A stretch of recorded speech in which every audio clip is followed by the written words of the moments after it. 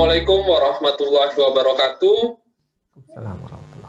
Apa kabar sahabat Wahyu semuanya? Kembali lagi di Bincang bersama Sahabat Wahyu. Mudah-mudahan sahabat Wahyu dalam kondisi sehat, tanpa kekurangan suatu apapun.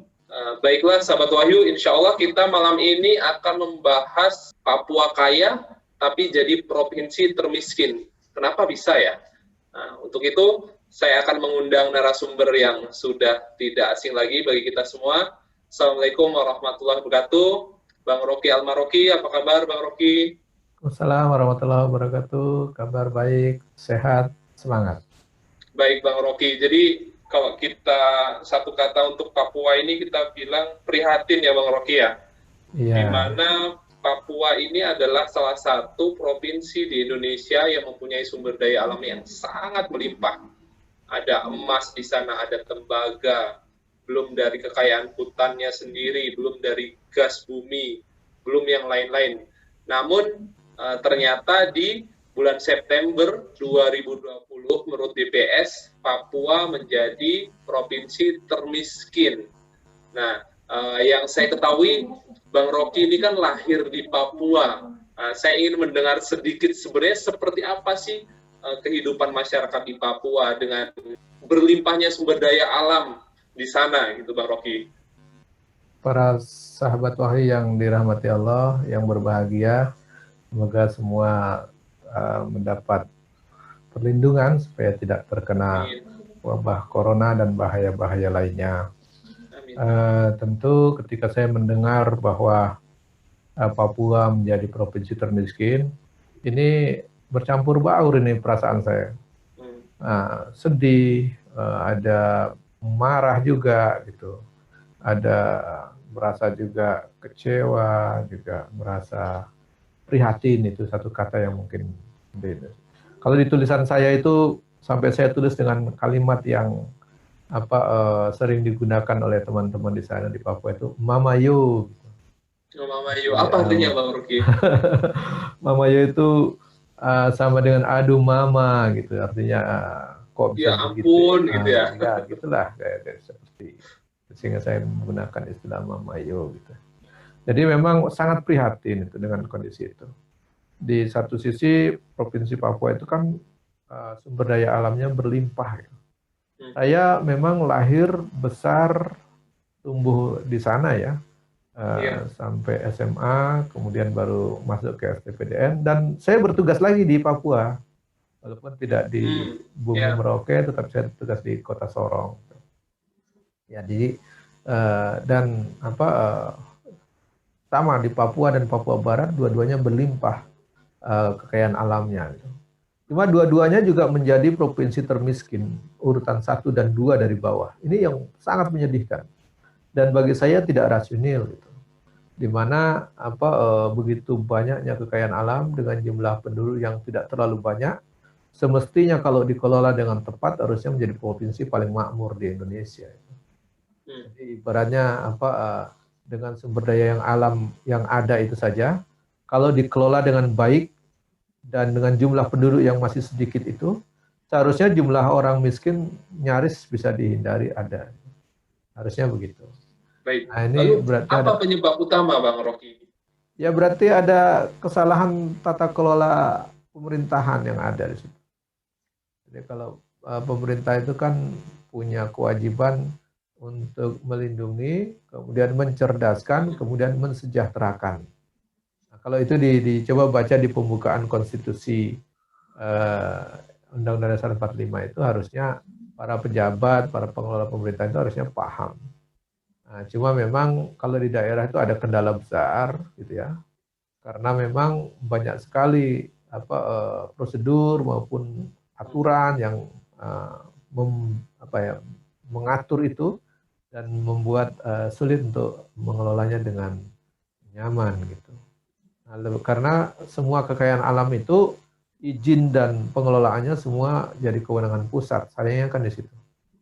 Sehingga nyaris dampaknya untuk daerah kecil gitu. Walaupun ada otsus, tapi harus dipahami Papua dengan luas pulau yang 3,5 kali Pulau Jawa gitu ya, dengan apa sarana transportasi yang masih minim aksesnya gitu, dengan biaya yang tingkat kemahalannya sangat tinggi, ya tentu uang yang beredar di sana mungkin tidak bisa mengcover, tidak sebanding dengan kebutuhan yang diperlukan untuk membangun. Baik, seharusnya Bang Rocky ketika apa ya kewenangan itu diambil alih oleh apa ya pemerintah pusat, seharusnya lebih bisa dikontrol Bang Rocky. Artinya memang Papua menjadi prioritas utama untuk pembangunan, kesejahteraan, pendidikan dan lain-lainnya Bang Rocky. Itu kalau pemerintah pusat fokus mau ingin mensejahterakan Papua. Karena pemerintah pusat ini kan banyak yang diurus gitu. Banyak diurus, apalagi politisi-politisi ini kan jangankan mikiri rakyat Indonesia, apalagi mau mikirin Papua, mikiri rakyat Indonesia mungkin biasanya kalau sudah duduk di kursinya masing-masing mungkin hampir tidak terpikir gitu. Nah, coba bayangkan itu, bagaimana mau memikirkan rakyat Papua yang begitu jauh di sana gitu. Sehingga mungkin nyaris tidak sempat terpikirkan gitu. Nah, para pejabat kita, para politisi yang ada itu kan biasanya begitu dia duduk, dia punya utang-utang politik yang harus dia selesaikan. Utang-utang politik itu kebanyakan hutang kepada para investor politik. Nah, itu yang menjadi prioritas. Sehingga justru kekayaan-kekayaan alam yang berada di berbagai daerah itu tidak maksimal untuk mensejahterakan rakyat daerah. Begitu mereka ditarik pusat gitu ya, justru dikuasai oleh para konglomerat gitu. Dan juga bahkan oleh konglomerat asing kebanyakan gitu. Kalau kita lihat kan kayak di Papua itu Freeport itu kan dikuasai oleh asing ya gitu. Bukan Amerika. Nah mungkin Indonesia memang dapat bagian, tapi tidak seberapa. Apalagi rakyat Papua tentu bagiannya lebih sedikit lagi gitu. Padahal kalau kita lihat di Freeport itu sehari bisa menghasilkan 240 kilo per hari itu emas coba. Ya. Itu kan kalau kita uangkan gitu ya, kalau kita uangkan dengan 240.000 kilo per hari, berarti kalau kita uangkan misalnya emas 1 gram sekarang taruhlah 1 juta, berarti kan dalam sehari bisa menghasilkan 240 M itu per hari. Jadi kalau 1 bulan bisa sampai 7, sekian triliun kan gitu. Jadi kalau saya bandingkan APBD Provinsi Papua itu kan cuma 14 triliun atau ya 15 triliun, 14 sampai 15 triliun. Nah, kalau cuma itu kan berarti cuma 2 hari udah selesai itu. 2 bulan. 2 bulan. 2 bulan pendapatan dari tambang ini saja sudah tertutupi itu APBD Papua. Nah, padahal kekayaan alamnya kan bukan cuma emas. Ada emas di situ, ada tambang minyak gas di situ, ada kekayaan hutan di situ, ada kekayaan laut yang luar biasa kayanya di situ juga gitu. Dan berbagai macam kekayaan yang lain gitu. Ada pertanyaan besar Bang Rocky, bagaimana mungkin bisa terjadi? Ini pertanyaan sering saya ulang.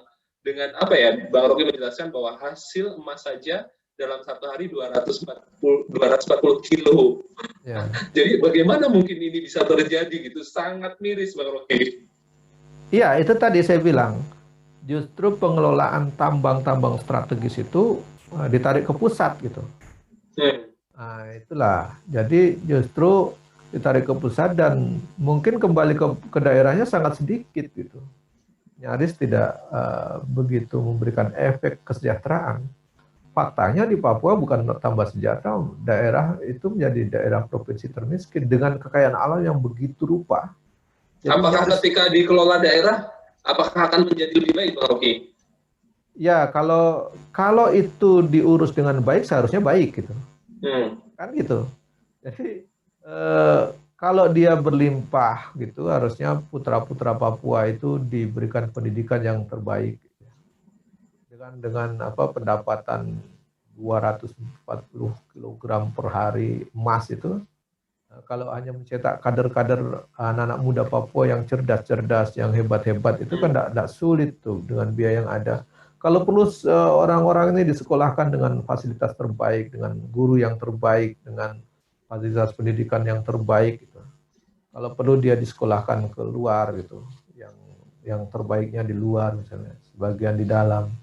Saya pikir mungkin akan berubah pola pikirnya dan juga akan berubah cara menangani daerahnya. Jadi kalau sehari ini dengan sumber kekayaan alam yang begitu banyak, tetapi masih ada pikiran-pikiran sebagian rakyat yang ingin merdeka, gitu ya. Itu kan karena mereka menyaksikan sendiri. Saya pun menyaksikan sendiri bagaimana mungkin gitu. Kita itu ada di keliling kita kekayaan alam yang begitu rupa, tetapi kita menjadi orang miskin, jadi daerah termiskin, itu kan menyakitkan sekali. Iya. Ya, beda misalnya saya membedakan kalau daerah itu memang tidak punya sumber daya alam yang kaya gitu ya. Dia jadi daerah miskin mungkin masih logis, gitu. Masih logis. Ini daerah termiskin tapi daerahnya kaya sekali gitu. Kan tidak logis. Oleh karena saya bilang ini kesalahan mengurus, kesalahan mengelola. Nah ini memang kalau kita pilah-pilah, saya menulis itu terkait dengan kenapa Papua menjadi daerah provinsi yang termiskin itu. Saya memberikan 4 catatan penting di situ. Jadi apa yang pertama itu memang kekayaan alam yang ada, sumber daya alam yang ada itu dia tidak bisa memberikan dampak kesejahteraan maksimal kepada daerah, kepada rakyatnya di daerah itu, karena dia dikuasai atau dikangkangi oleh para konglomerat dan perusahaan-perusahaan asing. Jadi praktis mereka yang menguasai. Jadi kekayaan alam itu dikuasai oleh para konglomerat dan perusahaan-perusahaan asing. Sehingga jangankan mendapatkan, mau masuk ke daerah itu saja bisa dipersoalkan, kita tidak dapat izin kan gitu. Jadi itu jadi wilayah mereka sendiri. Gitu. Nah ini menurut saya jadi persoalan. Jadi kenapa salah satunya kenapa kekayaan alam daerah itu tidak bisa memberikan dampak kesejahteraan yang sebagaimana mestinya harusnya, karena memang dikuasai oleh para konglomerat dan juga perusahaan-perusahaan asing, para kapitalis, yang mereka di kepalanya itu punya adagium dan punya konsep sendiri, yaitu prinsip kapitalis itu kan pengorbanan sekecil-kecilnya dan mendapatkan untung sebesar-besarnya. Jadi kalau bisa untung besar ngapain dia bagi-bagi gitu, bahasanya kan begitu. Jadi praktis kekayaan alam itu tidak memberikan dampak yang baik bagi kesejahteraan rakyat setempat. Nah, itu yang pertama itu. Jadi memang kunci itu harusnya kalau mau membuat rakyat sejahtera, kekayaan alam itu harusnya dikembalikan pengelolaannya seperti konstitusi, dikuasai oleh negara, digunakan sebesar-besarnya untuk kemakmuran rakyat. Itu kalau kita mau patuh sama konstitusi. Gitu. Tapi kenyataannya artinya kan negara memberikan kewenangan atau legalisasi terhadap perusahaan asing untuk mengambil sumber daya alam. Ya, iya, itulah kekeliruannya menurut saya. Jadi kalau dia mau konsisten, perusahaan asing itu tidak boleh diberikan kewenangan seperti itu. Perusahaan asing itu ya kalau mau dia hanya dipekerjakan saja. Jadi kan berbeda itu, berbeda kalau dia dipekerjakan. Dipekerjakan itu kan dia butuh operasional berapa, dia digaji berapa, selesai. Keuntungannya bisa untuk kita semua, gitu. Untuk negara, dan dibagikan untuk sebesar-besar kemakmuran rakyat. Kalau ini kan negara yang hanya mendapatkan pajak dan bagi hasil yang begitu kecil. Selebihnya diambil oleh para kaum kapitalis itu. Nah ini harusnya dibalik. Harusnya dibalik atau direnegosiasi atau dibuat aturan baru. Nah ini yang menurut saya poin pertama, catatan saya yang paling penting itu persoalan utama itu. Kenapa daerah kaya tapi jadi provinsi yang termiskin? Karena sumber kekayaan alam yang begitu besar dikangkangi, dikuasai oleh perusahaan-perusahaan asing dan para konglomerat kaum kapitalis. Dan itu mereka punya prinsip pengorbanan sekecil-kecilnya mendapatkan untung sebesar-besarnya. Jadi walhasil adalah penghisapan kekayaan alam. Gitu. Nah, itu yang pertama. Yang kedua, memang kita dijebak dengan sistem politik demokrasi yang begitu mahal. Sehingga energi kita itu setiap tahun, gitu ya, setiap 5 tahun sekali, setiap ada pilkada atau pilpres, energi kita itu habis ke sana itu. Bahkan emosi kita juga dikuras, saling berhadapan-hadapan sesama anak bangsa. Dengan biaya yang begitu mahal, kampanyenya mahal, pemilunya mahal, banyak pengorbanan. Bahkan kalau pemilu yang kemarin itu kan kita mendengar data di KPU itu 800 lebih ada korban nyawa, bukan hanya korban harta, korban nyawa. Dan itu sampai sekarang kita tidak tahu apa yang menyebabkannya gitu. Nah, negara tidak bisa mempertanggungjawabkannya.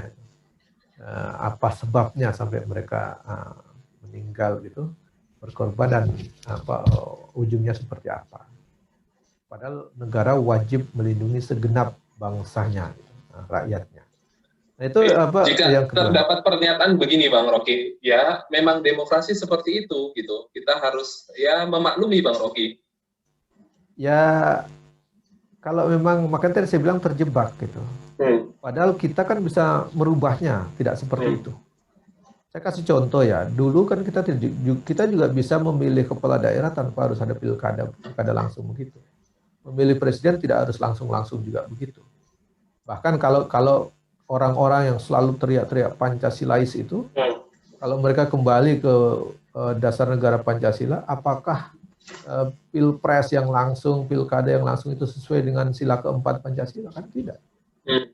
Di situ kan disuruhnya musyawarah mufakat, bukan pemilihan langsung. Jadi ini ya saya sering mengkritik itu.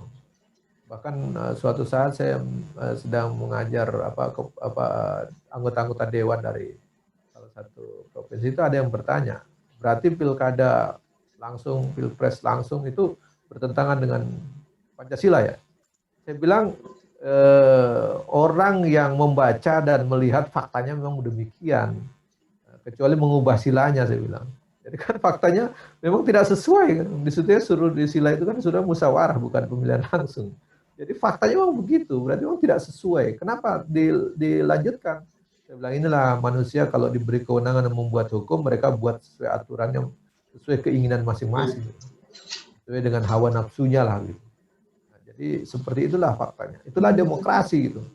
Maka demokrasi yang seperti apa yang diadopsi, itulah jebakan yang diberikan oleh negara-negara barat kepada kita, dibuka keran demokrasi tetapi versi mereka, kemudian dibuat dengan biaya mahal, dan akhirnya mereka bisa masuk dengan melalui mekanisme investasi politik itu.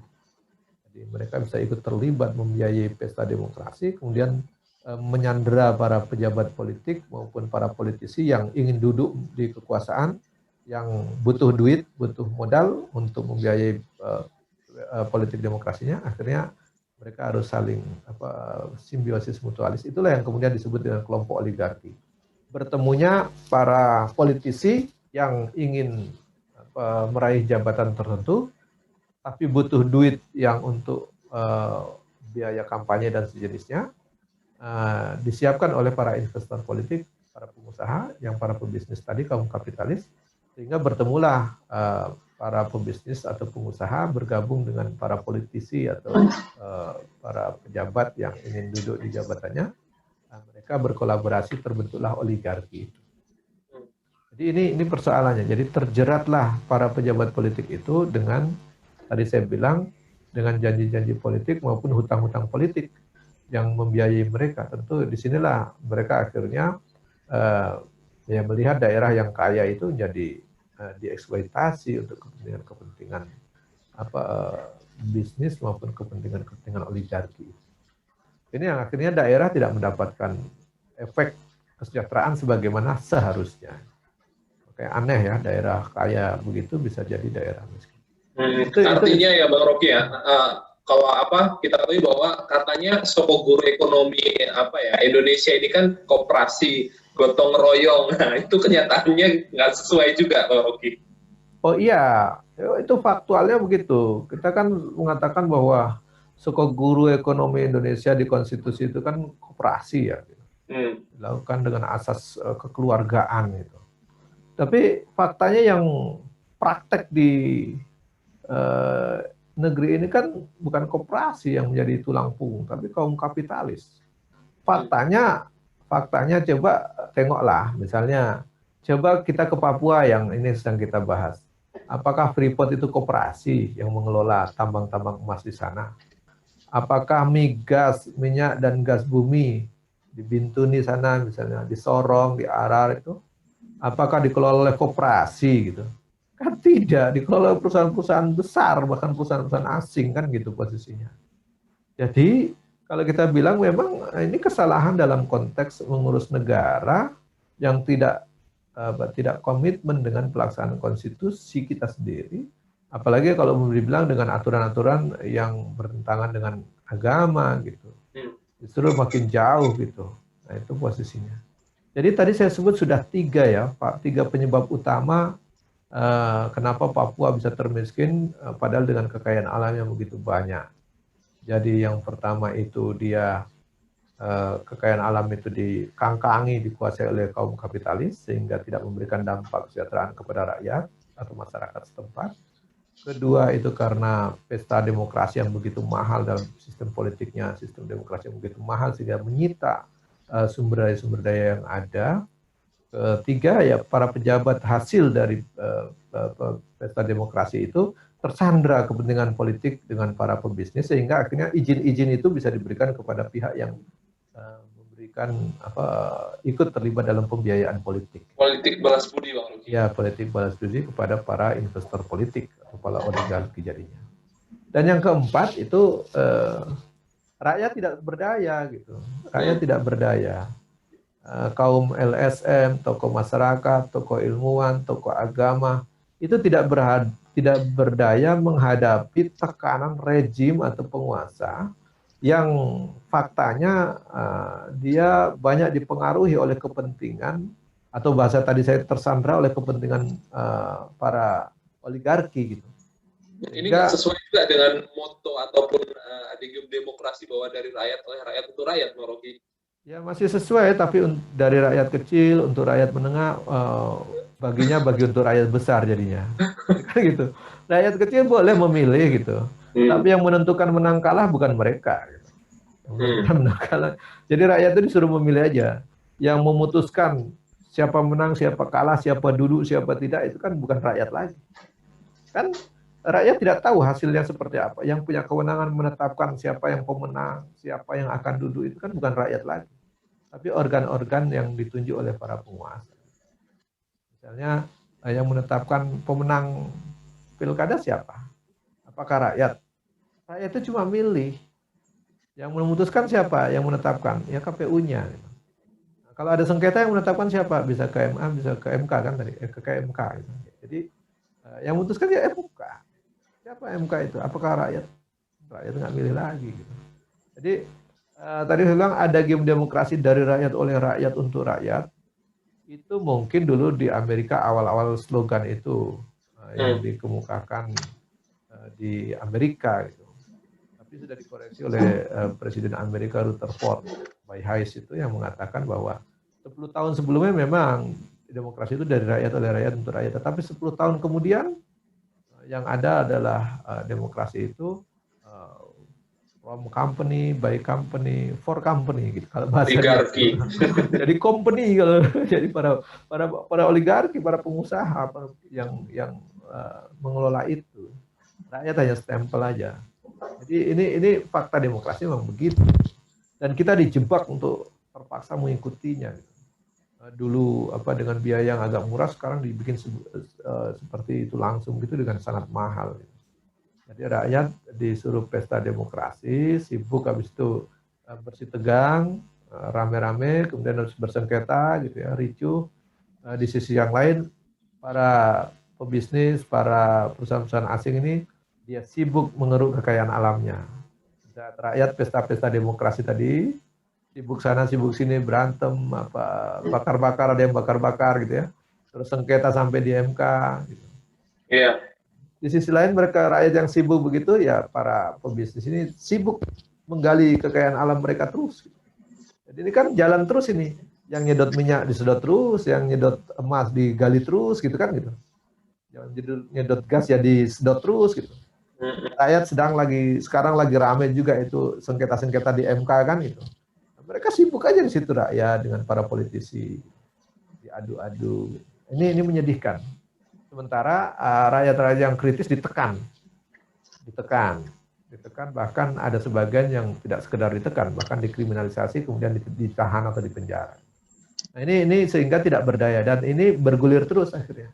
Oleh karenanya 4 catatan saya ini semestinya menjadi renungan kita bersama untuk bagaimana membuat mengurus suatu daerah yang sebenarnya kaya harusnya bisa menjadi daerah yang lebih makmur bagi rakyatnya.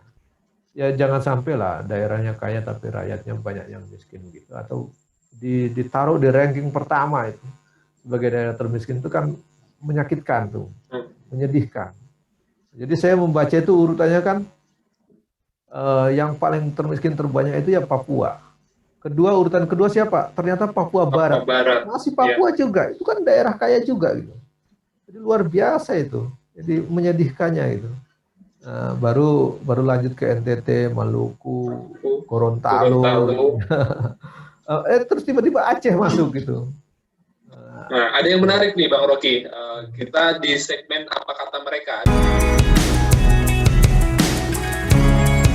Sahabat Wahyu yang bertanya bahwa di Aceh itu karangan bunga yang bertuliskan Aceh juara termiskin, hiasi kantor gubernur.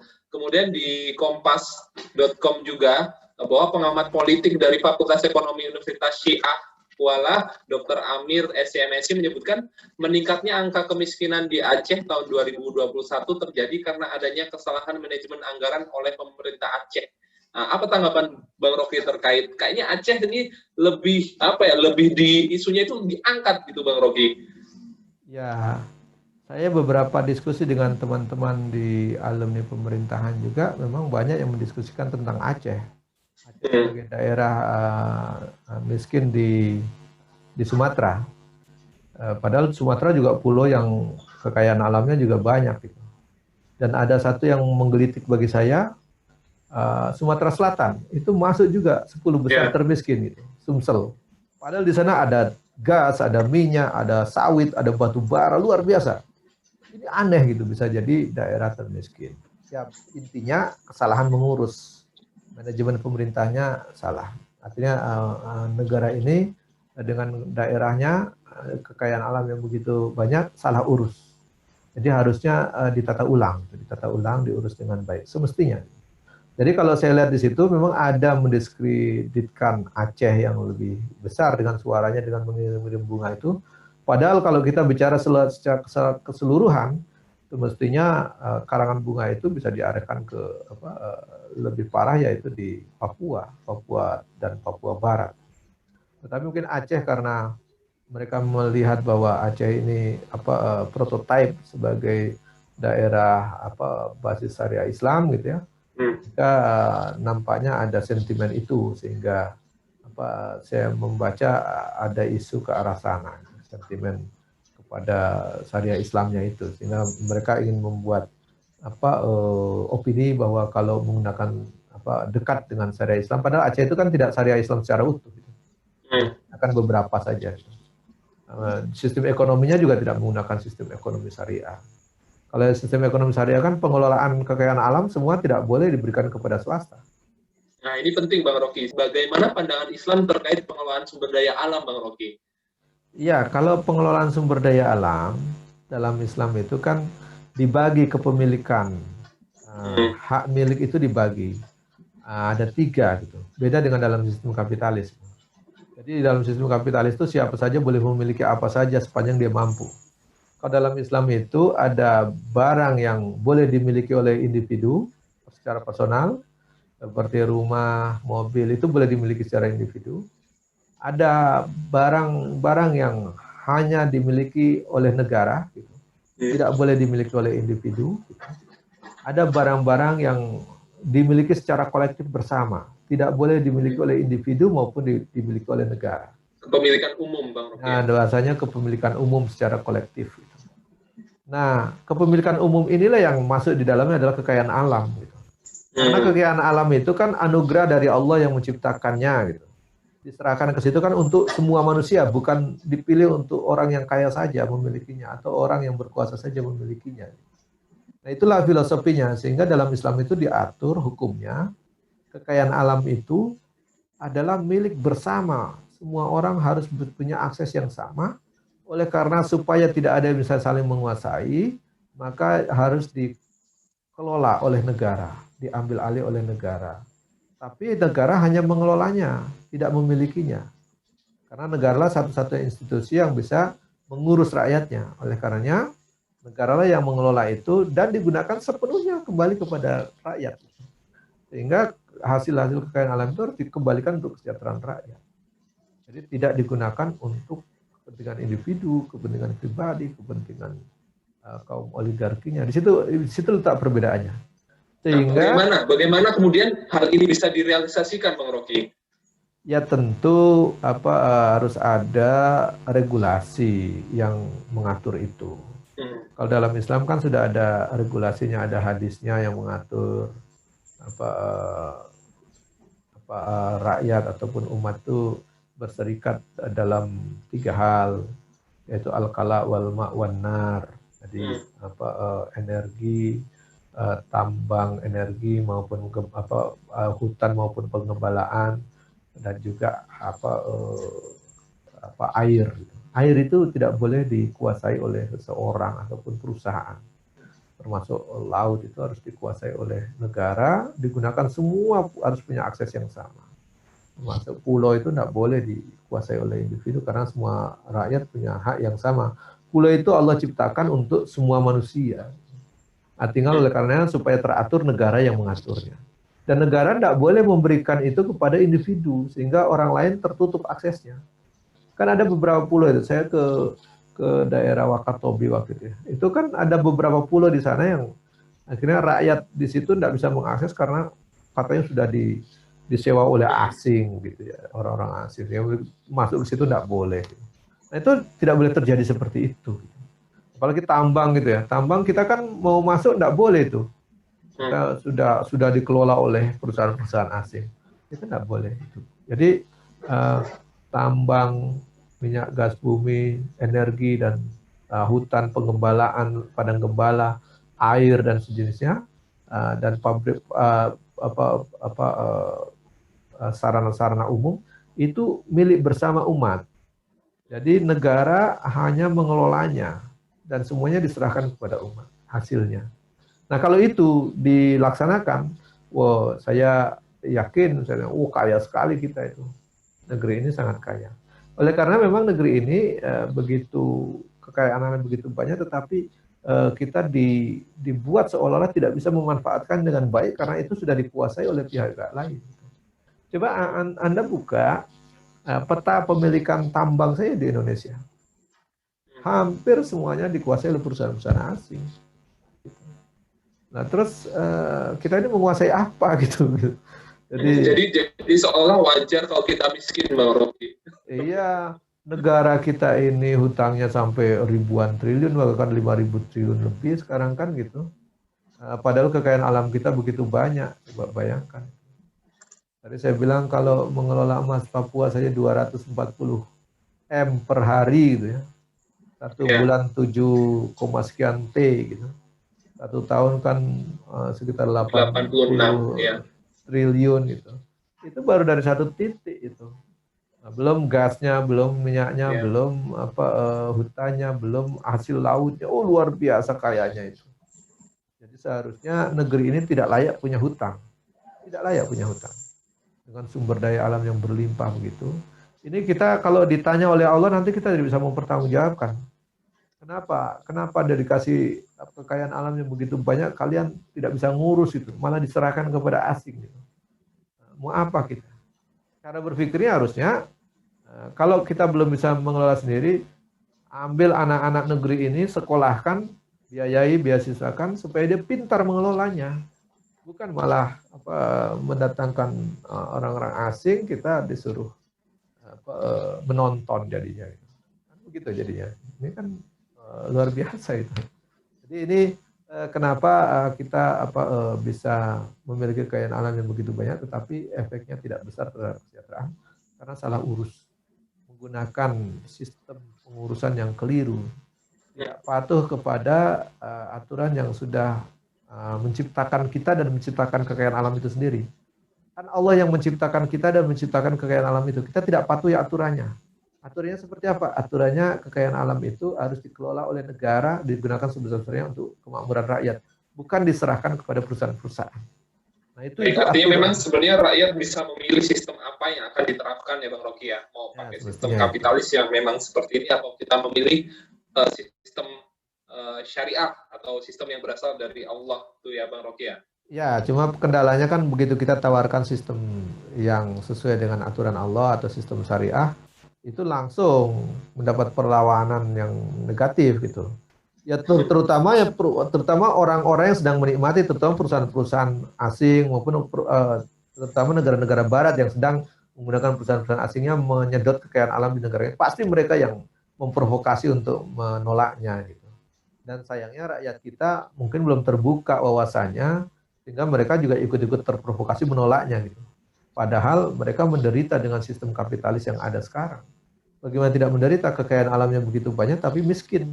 Hutangnya banyak, coba bayangkan itu. Ini kan tidak masuk akal itu. Ada kekayaan alamnya banyak, hutangnya banyak. Ngapain gitu? Harusnya kita tidak layak berhutang negeri ini. Kekayaannya begitu banyak. Cuma salah urus. Kenapa salah urus? Karena kita dijebak oleh sistem kapitalis tadi. Kenapa kita tidak mengganti sistem kapitalis dengan sistem yang sesuai dengan aturan yang menciptakan kita atau Allah yang menciptakan kita dan menciptakan kekayaan alam yang ada itu? Ya karena kita masih dikungkung dengan cara-cara berpikir kapitalistik. Ya, seolah-olah itu yang terbaik saat ini. Dan sayangnya ada sebagian yang menggunakan kekuasaan untuk membungkam orang-orang yang mencoba menawarkan solusi-solusi baru. Nah ini saya pikir menjadi PR kita untuk punya wawasan lebih terbuka, lebih berpikir lebih realistis, lebih rasional. Bagaimana sih kita mengelola negeri ini, mengelola kekayaan alam yang ada ini supaya rakyat itu bisa menikmatinya, bisa menikmati keberadaan kekayaan alam itu bermanfaat untuk kesejahteraan rakyat. Bukan seperti sekarang ini justru hutangnya banyak, rakyatnya banyak yang miskin, justru di daerah yang begitu kaya raya. Ini salah urus ini. Jangan sampai nanti akhirnya diminta pertanggungjawaban itu kekayaan alam yang diberikan itu untuk apa saja gitu. Kamu kelolanya bagaimana? Gimana coba? Jadi ini berat pertanggungjawaban nanti. Mungkin di dunia ini pertanggungjawabannya mudah, tapi di akhirat berat. Nah gitu, Bung Wahyu. Baik, jazakallah khairan kasiran Bang Rocky. Sepertinya pembahasan kita harus diakhiri. Kesimpulan yang bisa saya ambil bahwa Papuaku sayang, Papuaku malang. Jadi Bumi Cendrawasih yang dikenal memiliki kekayaan alam yang melimpah ruah. Jadi kalau kita ibaratkan Papua itu paket pelengkap gitu, semua ada di Papua gitu. Namun sayang dikelola dengan sistem kapitalis sehingga rakyatnya sendiri itu tidak bisa menikmati apa yang ada di Papua sendiri. Nah, itu mungkin ini menjadi PR kita bersama. Mudah-mudahan rakyat Indonesia menjadi lebih terbuka gitu bahwa sistem yang digunakan saat ini tidak mampu menyelesaikan masalah dan justru menimbun masalah yang lebih dalam lagi. Saya akhiri. Assalamualaikum warahmatullahi wabarakatuh. Waalaikumsalam warahmatullahi wabarakatuh.